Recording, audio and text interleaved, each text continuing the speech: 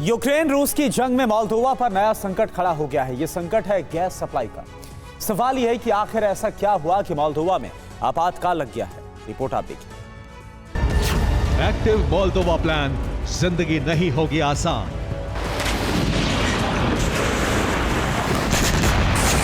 Ukraine के दक्षिण पश्चिम हिस्से का वो क्षेत्र जिसकी अपनी ऑटोनॉमस सरकार है, वो क्षेत्र जिसके ट्रांसनिस्ट्रिया पर रूस की फोर्स काबिज है, वो क्षेत्र जिसकी वजह से रोमानिया को रूस का खतरा सताता है, वो क्षेत्र जहां रूस का हथियार गोदाम होने से यूरोप का खतरा बढ़ जाता है। यूरोप का वही देश अब यूक्रेन की रणनीति का मुख्य हिस्सा बन चुका है। ये देश है मोल्दोवा। और यूक्रेन की रणनीति यह है कि ट्रंप के शपथ लेने से पहले ही मोल्दोवा के एक हिस्से को भी रूस के कब्जे से आजाद करा लिया जाए। ये सभी भेड़ बकरी पालकर लाखों रुपए कमा रहे हैं। क्या आप भी इनसे सीखना चाहते हैं? तो अभी डाउनलोड करें फ्रीडम ऐप, जिसके लिए बेहद चौंकाने वाले कदम उठाए गए हैं। ये कदम है मोल्दोवा के लिए सर्दी के दिनों में संकट खड़ा करने का, ताकि ट्रांसनिस्ट्रिया में संकट खड़ा हो और रूस घुटने टेक दे।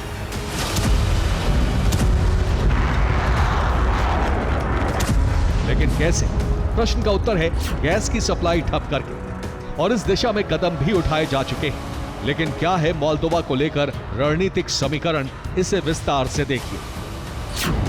मोल्दोवा वो विचारधारा वाला देश है जिसमें एक पक्ष रूस के साथ है और दूसरा यूरोप के साथ। लेकिन रूसी वो देश है जो मोल्दोवा में गैस की सप्लाई यूक्रेन के रास्ते करता है। इसलिए कीव ने गैस सप्लाई के समझौते को 2024 में खत्म करने का ऐलान कर दिया है। हालांकि रूस 16 दिसंबर से ही मोल्दोवा की गैस सप्लाई में कटौती कर रहा है। इसलिए मोल्दोवा की संसद में 60 दिन के आपातकाल को लागू करने के लिए मतदान किया गया है। और इस मतदान के बाद दावा हुआ कि 31 दिसंबर के बाद गज़प्रोम से गैस का प्रवाह पूरी तरह से बंद हो जाएगा, यानी मोल्दोवा पूरी तरह संकट में आ जाएगा। लेकिन दूसरी तरफ मोल्दोवा दूसरे विकल्प भी तलाश रहा है।